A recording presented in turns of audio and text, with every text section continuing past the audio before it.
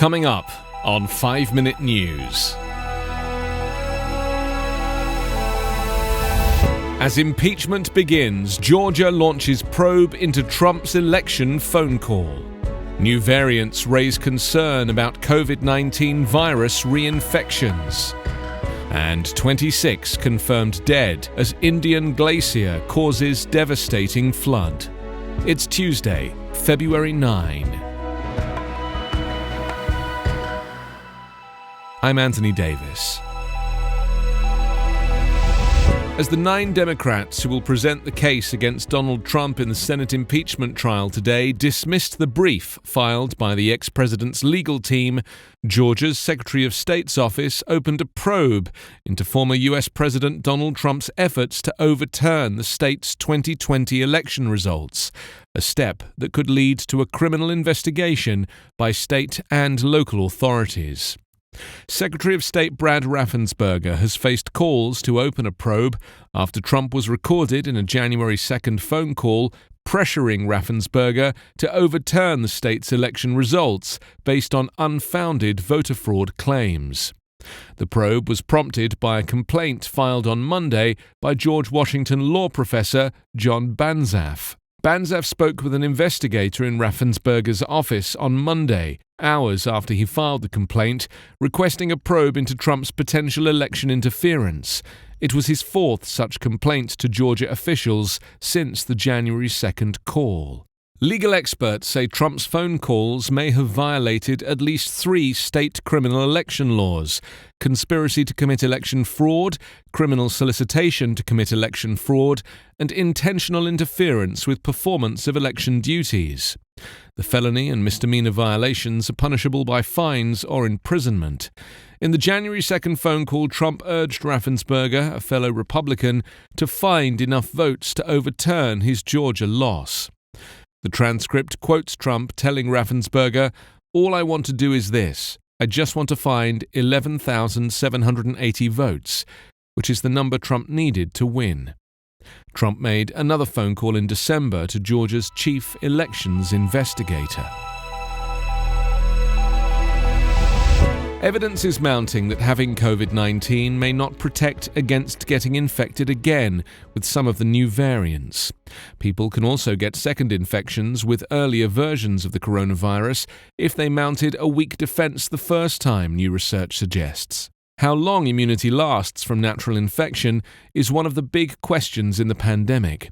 Scientists still think reinfections are fairly rare and usually less serious than initial ones, but recent developments around the world have raised concerns.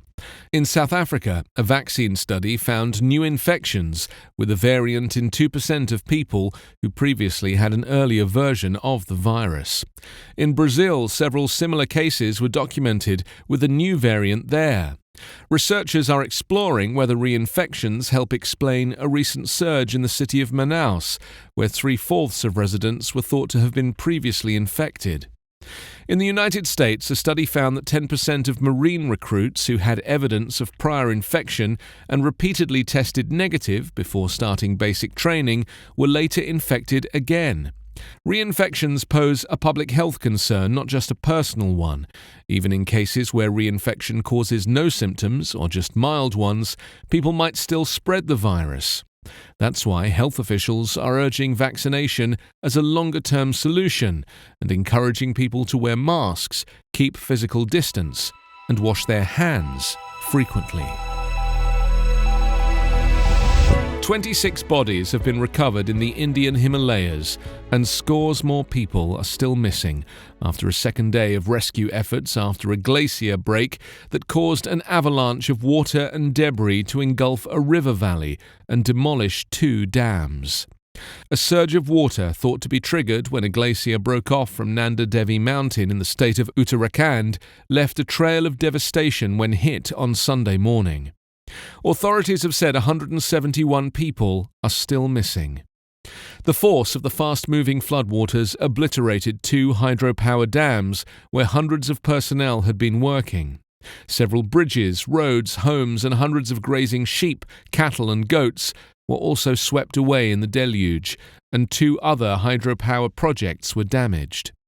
Hundreds of troops, paramilitary and rescue operatives were brought to Shamli district to recover bodies from the muddy aftermath. Much of Monday's rescue operation focused on a 1.5-mile tunnel beneath the Tapovan Vishnugad hydropower dam, which suffered severe damage in the flash flood. About 39 workers were believed to be trapped inside the 3-metre-high tunnel, which had become blocked with mud and rocks when the floods hit. Heavy machinery was brought in to try to dig out the entrance of the tunnel, working alongside rescuers digging manually with shovels. But as darkness fell, they had still not had any contact with those trapped inside. You can subscribe to 5 Minute News on YouTube with your preferred podcast app. Ask your smart speaker or enable 5 Minute News as your Amazon Alexa flash briefing skill. Subscribe, rate and review online at 5minute.news. 5 Minute News is an Evergreen Podcast covering politics, inequality, health and climate, delivering independent, unbiased and essential world news daily.